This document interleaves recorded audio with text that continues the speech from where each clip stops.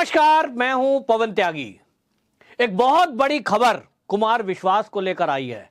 कुमार विश्वास जो कि जाने माने कवि हैं और वो कवि केजरीवाल जी के खासम खास हुआ करते थे, आम आदमी पार्टी के एक्टिव कार्यकर्ता के रूप में थे। और आपको याद होगा कि अन्ना हजारे का जो आंदोलन हुआ था लोकपाल को लेकर के, उस आंदोलन में मंच संचालन करने से लेकर प्रखर वक्ता के रूप में उभर कर सामने आए थे कुमार विश्वास। गाजियाबाद के डिग्री कॉलेज में प्रोफेसर हैं और अपनी कविताओं के लिए जाने जाते हैं। उनको जान से मारने की धमकी मिली है और इतना ही नहीं, उनको यह कहा गया है कि आप राम के बड़ाई, राम का बखान ना करें।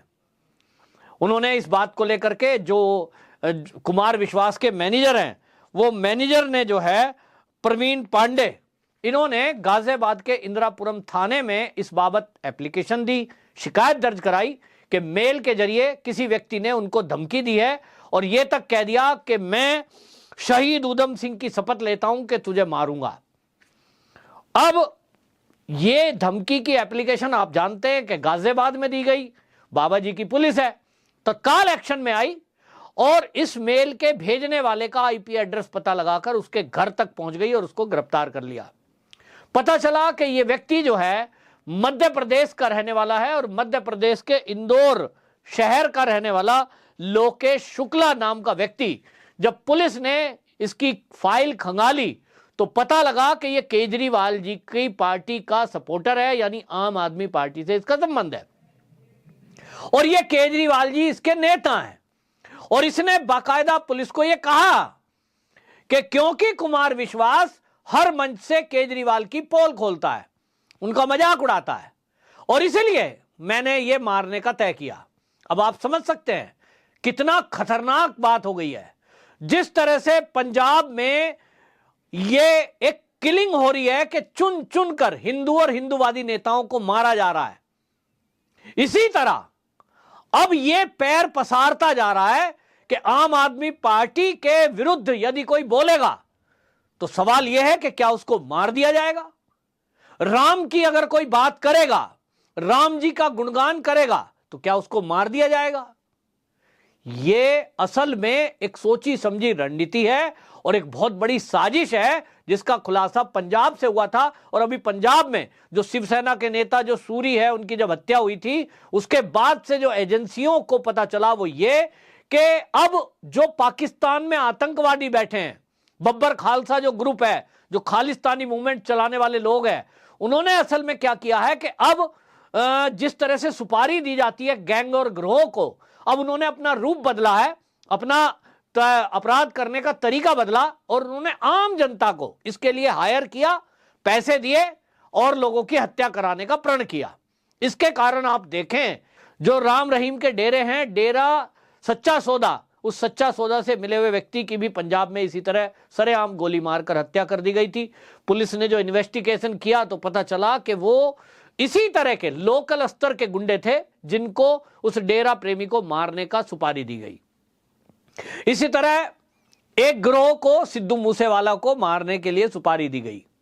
और जो सारे तार जुड़ते हैं, पंजाब की जितनी हत्या हुई हैं, जो धमकियां मिल रही हैं, इन सब में एक तार जुड़ता दिखाई दे रहा है, वो बब्बर खालसा, खालिस्तानी मूवमेंट, इस तरह के लोग।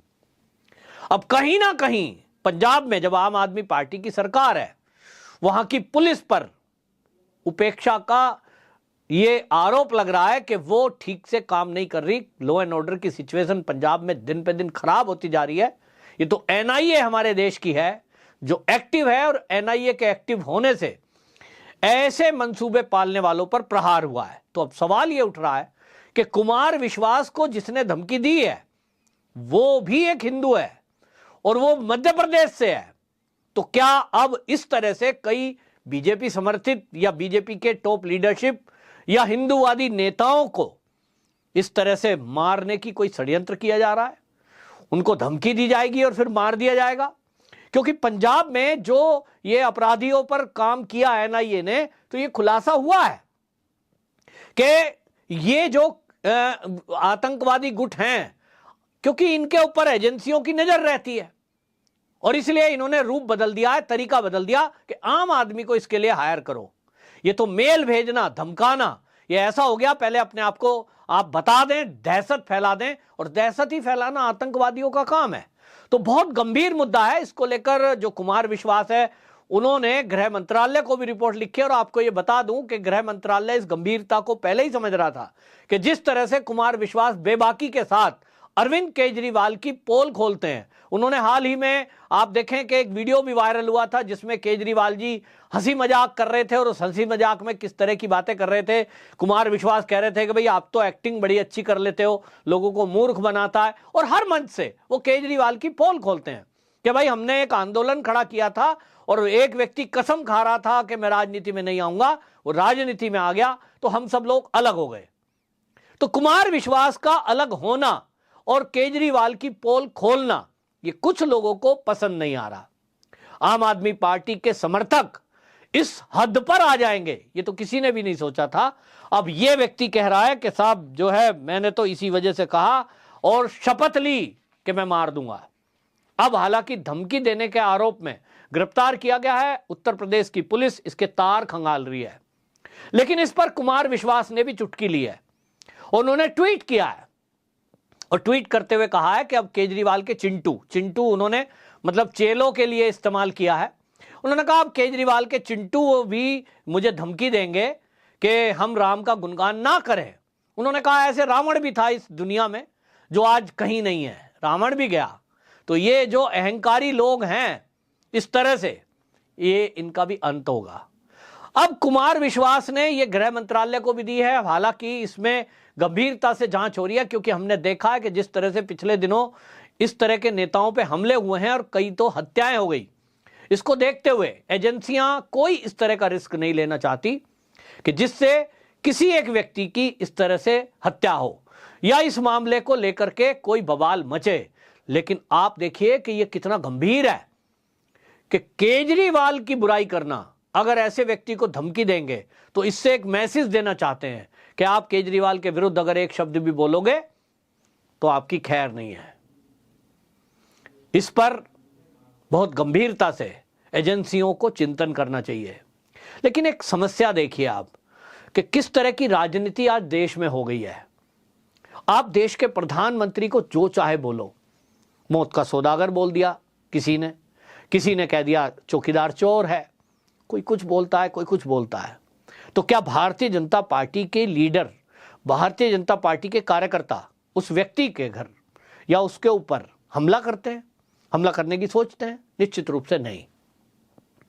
लोगों का मानना है राजनीति है, राजनीति में इस तरह की बातें होती हैं। हालांकि पद की गरिमा रखनी चाहिए, लेकिन जो नहीं रख रहा उसको दुनिया एक्सपोज करेगी, जनता एक्सपोज करेगी और चुनाव में सबक सिखाएगी। तो बीजेपी के कार्यकर्ता कभी भी इस तरह के हमलावर नहीं होते। धरना प्रदर्शन ये जरूर करते हैं, कई बार एप्लीकेशन देनी होती है थाने में तो भी देते हैं, लेकिन ये कोई वर्ड नहीं कहता भाजपा का कार्यकर्ता कि साहब आपने मोदी जी को ऐसा कहा तो हम आपको मारेंगे, क्योंकि लोकतंत्र है और मोदी जी बहुत लोगों के लिए पूजनीय है। भाजपा कार्यकर्ताओं के लिए कोई तो कह रहा है, गुजरात में मैं पत्रकारों की बाइट सुनता हूं, कोई कह रहा है मेरे लिए तो भगवान है। तो किसी के देवता तुल्य व्यक्ति को यदि आप मोदी को गाली दे रहे हैं, अपमान कर रहे हैं, तो गुस्सा आता है का यह मतलब कतई नहीं है कि कोई कानून को अपने हाथ में लेगा। लेकिन अगर किसी एक पार्टी के कार्यकर्ता अपने नेता के प्रति कही गई बातों को लेकर इतना प्लान कर लेंगे या गुस्से में आ जाएंगे कि व्यक्ति की हत्या करने की धमकी दे दें, फिर उसको डराएं या हत्या कर दें, तो फिर लोकतंत्र कहां रह गया?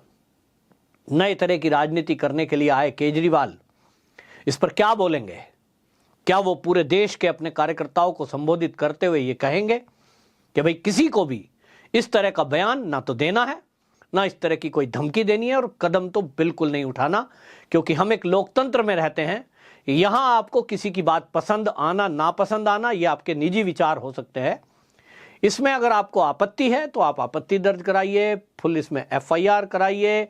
आपको अगर किसी ने अपमान किया है तो पुलिस कार्रवाई करती है, लेकिन आप कानून को अपने हाथ में लेंगे तो ये तो आपराधिक घटना है। ऐसा तो आतंकवादी करते हैं कि किसी को आतंकित कर दो, और इसमें राम को साथ में जोड़ दिया कि राम का गुणगान तू कैसे करेगा? तो क्या इस देश में राम का गुणगान नहीं करेंगे तो क्या पाकिस्तान में करेंगे? बड़ा सवाल है। तो ये इंटेलिजेंस ने, एनआईए की भी रिपोर्ट आई थी, कुछ इस तरह की चीजें आई थी पंजाब की हत्याओं को लेकर कि अगले आने वाले दिनों में कुछ हिंदूवादी नेता और धार्मिक नेताओं को, यहां तक कि ईसाई मिशनरियों के जो चर्च के जुड़े हुए धार्मिक नेता हैं, ये धार्मिक व्यक्ति हैं, उनके ऊपर भी जानलेवा हमले हो सकते हैं। और इसलिए पंजाब में तो सरकार ने बाकायदा इसके लिए एडवाइजरी जारी की उन लोगों को कि भाई जो भाजपा के नेता हैं, जो चर्च से जुड़े हुए धार्मिक व्यक्ति हैं और जो हिंदू साधु संत हैं, वो पंजाब में घर से ऐसे ही ना निकलें, पुलिस को सूचित करके पुलिस की सुरक्षा में निकलें।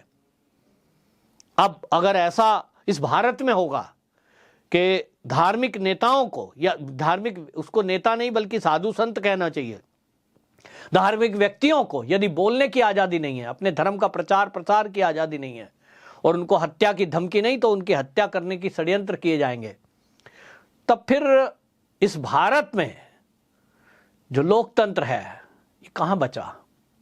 इसकी जिम्मेदारी सरकारों की है, तो सब काम केंद्र सरकार ही करेगी, तो राज्य सरकारों के भी ऊपर ये जिम्मेदारी बनती है कि वो लॉ एंड ऑर्डर की सिचुएशन पे ये विचार करे और ऐसे व्यक्तियों को सुरक्षा प्रदान करे, जो कि उत्तर प्रदेश पुलिस ने बहुत बेहतरीन काम किया है। गाजियाबाद पुलिस ने उस व्यक्ति को तत्काल गिरफ्तार किया, क्योंकि यूपी पुलिस, योगी जी की पुलिस, ये कतई नहीं चाहती कि कानून व्यवस्था कोई व्यक्ति उत्तर प्रदेश में अपने हाथ में ले, और उत्तर प्रदेश के एक एक व्यक्ति की सुरक्षा की जिम्मेदारी बाबा जी ने ली हुई है।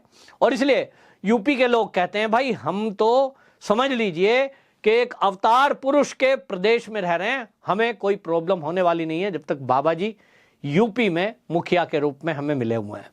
तो बहरहाल मामला गंभीर है, लेकिन उत्तर प्रदेश की पुलिस ने सुरक्षा भी दी है कुमार विश्वास को, और धमकी देने वाले को गिरफ्तार करके ये जता दिया है और बता भी दिया है कि कायदे में रहोगे तो फायदे में रहोगे, और वरना इन सबके पीछे आपको पूरी ताकत के साथ कुचलने के लिए उत्तर प्रदेश की पुलिस अपने आप में पूरी तरह सक्षम है।